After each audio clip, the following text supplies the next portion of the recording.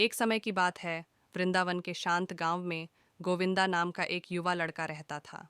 गोविंदा अपने शुद्ध हृदय, दयालुता और भगवान कृष्ण के प्रति अटूट भक्ति के लिए जाने जाते थे।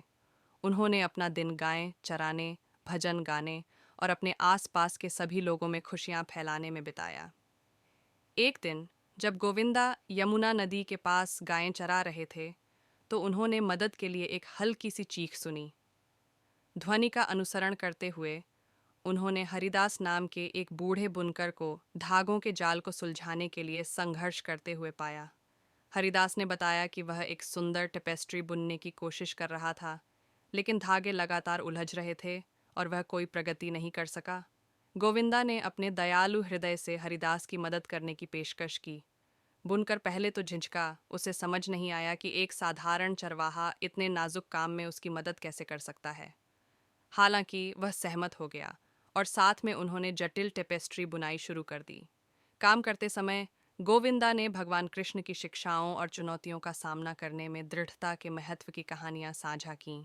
उन्होंने जीवन की टेपेस्ट्री की दिव्य प्रकृति के बारे में बात की, जहां प्रत्येक धागा एक अद्वितीय अनुभव, चुनौती या आशीर्वाद का प्रतिनिधित्व करता है। हरिदास ने गोविंदा की बातों से सांत्वना पाते हुए ध्यान से सुना। धीरे धीरे लेकिन निश्चित रूप से टेपेस्ट्री ने आकार लेना शुरू कर दिया। गोविंदा के हाथ सहजता से धागों को एक सामंजस्यपूर्ण डिजाइन में निर्देशित करते हुए सहजता से आगे बढ़े। दिन हफ्तों में बदल गए और टेपेस्ट्री एक उत्कृष्ट कृति में विकसित हुई। हरिदास उनके सहयोग से उभरी सुंदरता पर आश्चर्यचकित थे। गोविंदा की मदद के लिए आभारी होते हुए उन्होंने पूछा, जब मैंने इतने लंबे समय तक संघर्ष किया, तो आपने इसे इतनी आसानी से कैसे बुन लिया? गोविंदा ने मुस्कुराते हुए जवाब दिया, जीवन एक टेपेस्ट्री की तरह है मेरे दोस्त। हर चुनौती, हर धागा दिव्य डिजाइन का एक हिस्सा है। जीवन के प्रवाह के प्रति समर्पण करके और इसे प्यार, धैर्य और भक्ति के साथ बुनकर हम बना सकते हैं एक अति उत्तम रचना। हरिदास गोविंदा की बुद्धिमत्ता से बहुत प्रभावित हुए। उन्हें एहसास हुआ कि युवा चरवाहा कोई साधारण लड़का नहीं था, बल्कि एक दिव्य आत्मा थी जिसे एक गहन सबक सिखाने के लिए भेजा गया था।